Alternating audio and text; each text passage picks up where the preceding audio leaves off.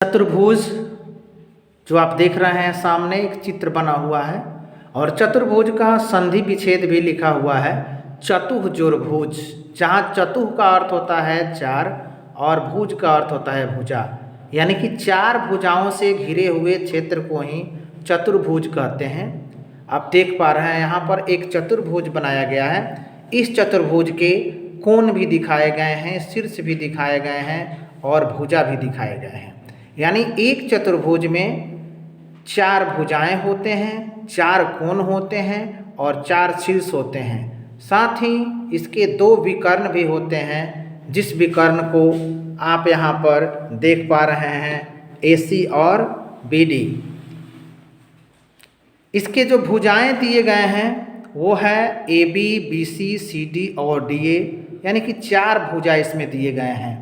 और कोण A, कोण B, कोण C, कोण D, ये भी चार कोण भी आप देख पा रहे हैं। और शीर्ष में A, B, C और D। इस प्रकार से इसके दो विकर्ण भी होते हैं, यानी AC और BD, इसके दो विकर्ण भी यहाँ पर दिखाए गए हैं, जिसको आप यहाँ देख पा रहे हैं।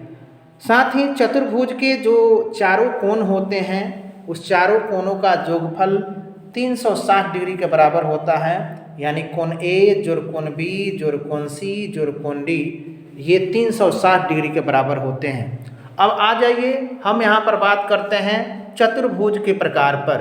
तो चतुर्भुज अनेक प्रकार के बताए गए हैं, लेकिन उसमें सबसे पहला जो इम्पोर्टेंट चतुर्भुज होता है वो है वर्ग। यानी कि वर्ग वह है जिसका प्रत्येक भुजा आपस में बराबर होते हैं और प्रत्येक कोण भी आपस में बराबर होते हैं, यानी कि 90-90 डिग्री के होते हैं और वर्ग के विकर्ण भी एक दूसरे के बराबर होते हैं, जिसे यहाँ पर दिखाया गया है कि AB बराबर BC बराबर CD बराबर DA, यानी इसकी सभी भुजाएं बराबर होती हैं।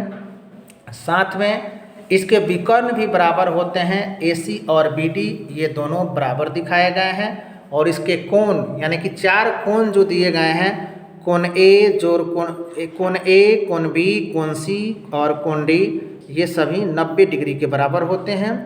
और वर्ग का जो क्षेत्रफल होता है वह A गुने A, यहाँ A एक भुजा को कहा गया है, यानी कि भुजा गुने भुजा ये वर्ग का क्षेत्रफल होता है। वर्ग का एक भुजा निकालने का जो सूत्र है वह है √अंडर क्षेत्रफल, यानी जो क्षेत्रफल दिया गया रहेगा उसका हम लोग वर्गमूल ज्ञात कर देंगे और आसानी से उसका एक भुजा यहाँ पर हम प्राप्त कर सकते हैं। दूसरा, जो वर्ग होते हैं इसका परिमाप ज्ञात करने का सूत्र भी आप देख पा रहे हैं यहाँ पर दिखाया गया है, यानी 4 गुने 1 भुजा वर्ग का परिमाप ज्ञात करने का सूत्र है।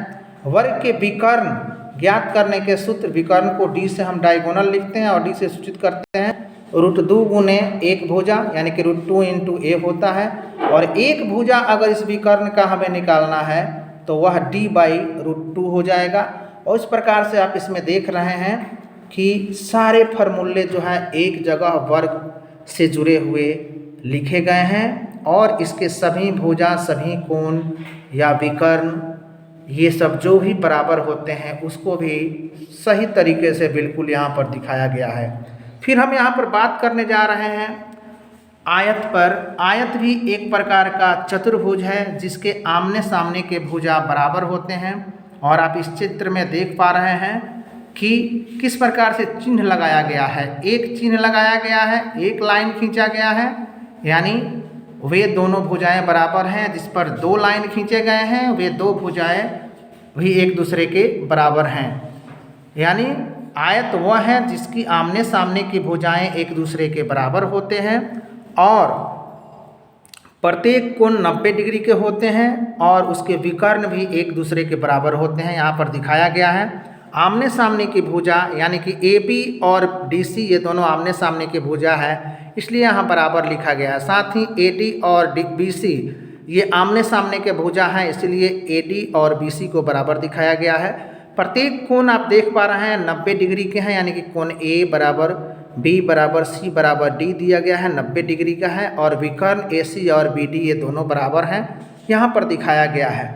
यहाँ चित्र में आप देखिए हम लोग लंबाई को L से और चौड़ाई को B से सूचित कर रहे हैं और इस प्रकार से यहाँ पर जो सूत्र आए हैं, यानी कि आयत के क्षेत्रफल ज्ञात करने के सूत्र लंबाई गुने चौड़ाई, और आयत का विकर्ण ज्ञात करने का सूत्र है रूट अंडर लंबाई का स्क्वायर जोड़ चौड़ाई का स्क्वायर। आयत का परिमाप ज्ञात करने का भी सूत्र यहाँ पर दिया गया है 2 इंटू लंबाई जोड़ चौड़ाई। तो इस प्रकार से आज हम लोग यहाँ पर ये सही तरीके से ऑब्जर्वेशन कर लिए कि आखिर एक आयत के अंदर कौन से भुजा बराबर होते हैं, कौन से कोण बराबर होते हैं और विकर्ण बराबर होते हैं, उसके सूत्र क्या है क्षेत्रफल ज्ञात करने के, विकर्ण ज्ञात करने के और परिमाण ज्ञात करने के। साथ ही हमने वर्ग में भी यह जानकारी प्राप्त किया कि एक भुजा ज्ञात करने के सूत्र, परिमाप ज्ञात करने के सूत्र, क्षेत्रफल ज्ञात करने के सूत्र और साथ में उसके कौन कौन से भुजा बराबर होते हैं, कौन कौन से कोण बराबर होते हैं, इस पर हम लोगों ने विशेष चर्चा किया।